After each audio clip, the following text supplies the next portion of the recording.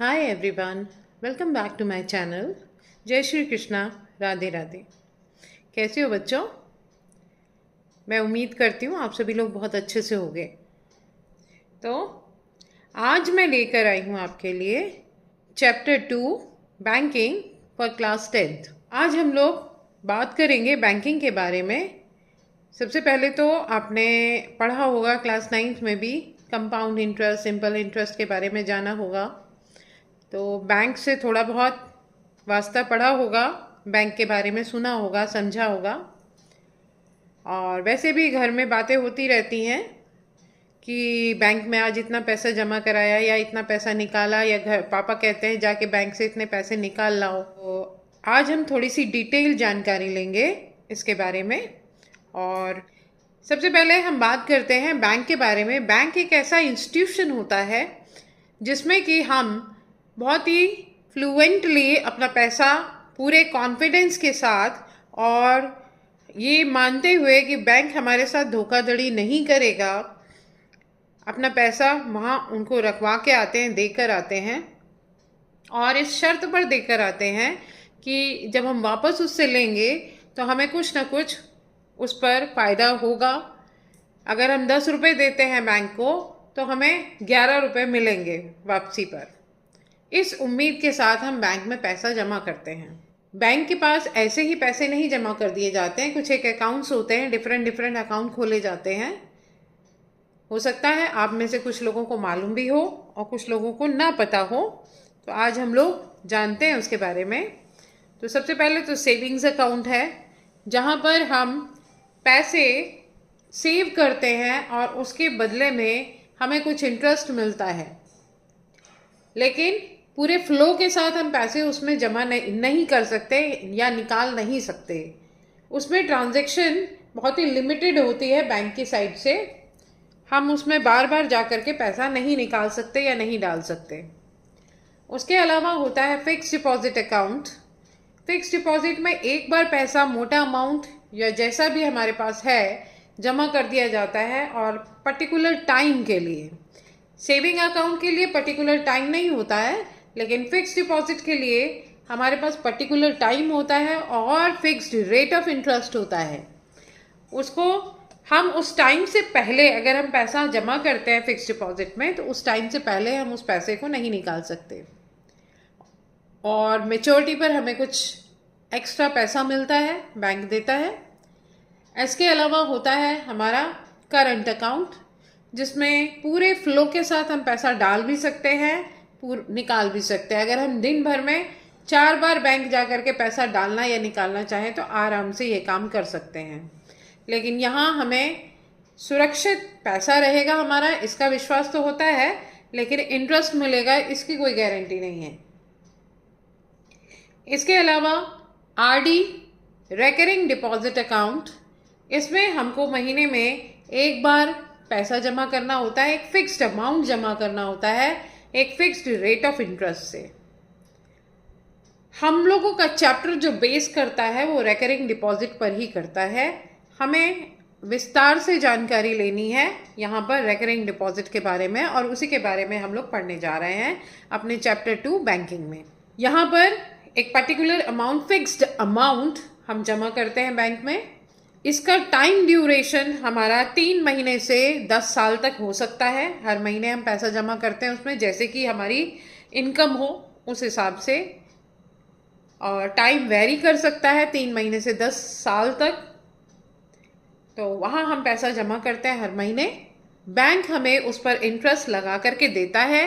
जब हम वापस लेते हैं तो हमें एक पर्टिकुलर मोटा अमाउंट मिलता है। सबसे पहले तो हम कुछ टर्म सीख लें। होता है हमारा अमाउंट और मैच्योरिटी वैल्यू। मैच्योरिटी वैल्यू या अमाउंट वो अमाउंट होता है जो हमें पैसा जमा करने के बाद, एक फिक्स्ड पीरियड के बाद, एक फिक्स्ड रेट ऑफ इंटरेस्ट के बाद हमें फाइनली अमाउंट मिलता है। उसको हम कहते हैं मैच्योरिटी वैल्यू या अमाउंट। इसका फॉर्मूला है हमारे पास P मल्टीप्लाई बाय N। यहाँ N है हमारा टाइम, नंबर ऑफ मंथ्स। हमें हमेशा यहाँ टाइम मंथ्स में लेना होता है। और P stands for principal and I stands for interest. तो P multiply by N plus I हम होता है हमारी मैच्योरिटी वैल्यू। प्रिंसिपल को टाइम से हम मल्टीप्लाई करते हैं। क्यों करते हैं? क्योंकि हर महीने हमको पैसा जमा करना होता है। हर महीने हम फिक्स्ड अमाउंट जमा करते हैं, तो हमने साल भर में कितना जमा किया वो हम मंथ वाइज मल्टीप्लाई करके निकालते हैं, और फिर उस पर क्या इंटरेस्ट है उसको ऐड कर देते हैं, तो वो आ जाता है हमारा मैच्योरिटी वैल्यू, राइट। उसके बाद है आई फॉर इंटरेस्ट। मैंने आपको बताया इसका फॉर्मूला है हमें निकालने के लिए होगा P मल्टीप्लाई बाय N जैसा कि मैंने बताया आपको टाइम, और टाइम बताया जाता है मंथ में हमेशा। तो P multiply by N with in bracket N plus 1, जितना भी मंथ है उसमें 1 प्लस करके मल्टीप्लाई करेंगे upon 2 into 12 into R upon 100। R upon 100, R stands for rate of interest. तो RD के लिए जैसा कि मैंने आपको बताया एक फिक्स्ड अमाउंट होता है, हर महीने हमें फिक्स्ड पीरियड के लिए जमा करना पड़ता है। टाइम वेरी कर सकता है, बदल सकता है, हो सकता है 3 महीने से 10 साल तक, 10 ईयर। 10 ईयर मीन्स 10 इंटू 12 करेंगे तो 120 मंथ्स, ये 3 महीने से 120 महीने तक हो सकता है। मैच्योरिटी वैल्यू जैसा कि मैंने आपको बताया उसी को अमाउंट कहते हैं। वो हमारा ऊपर मैंने आपको बताया प्रिंसिपल इंटू N यानी डिपॉजिट अमाउंट। तो यहाँ पर डिपॉजिटेड अमाउंट या डिपॉजिटेड वैल्यू प्लस इंटरेस्ट हमेशा समय जो है मंथ में शो किया जाता है, ये मैं आपको बता ही चुकी हूँ। इसके अलावा एक चीज़ और होती है यहाँ पर, qualifying sum of money P into N plus 1 upon 2। Okay, N आप जानते ही हैं, P प्रिंसिपल होता है, अपॉन 2 कर देंगे तो हो जाएगा हमारा P into N plus 1 upon 2।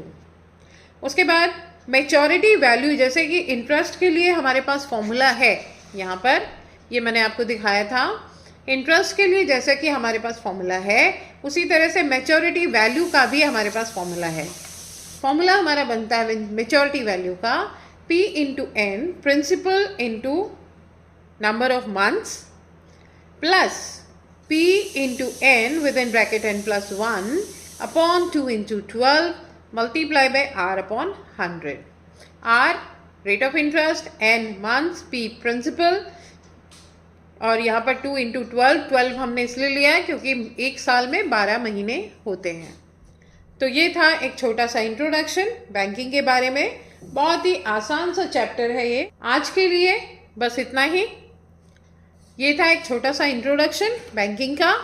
मेरे नेक्स्ट वीडियो में हम लोग बात करेंगे, कुछ एक क्वेश्चंस को सॉल्व करेंगे, वैरायटी ऑफ क्वेश्चन सॉल्व करेंगे। तो बने रहिएगा मेरे साथ मेरे अगले वीडियो में भी, जहां मैं आपके लिए कुछ अच्छे और इम्पॉर्टेंट वैरायटी के साथ क्वेश्चंस लेकर के आऊँगी। हम लोग मिलकर सॉल्व करेंगे। ओके, तो बच्चों अगर वीडियो पसंद आए तो वीडियो को लाइक करिए, अपने दोस्तों के साथ शेयर करिए और मेरे चैनल को सब्सक्राइब करिए। बने रहिएगा मेरे साथ। और अगर कहीं कोई डाउट हो तो आप कमेंट में बात कर सकते हैं मुझसे, और मैं अपना व्हाट्सएप नंबर डिस्क्रिप्शन में भी डाल दूंगी, आप वहाँ भी मुझसे डिस्कशन कर सकते हैं अगर कोई प्रॉब्लम आती है तो। ओके, तो बने रहिएगा मेरे साथ मेरी नेक्स्ट वीडियो में भी। Take care, bye bye.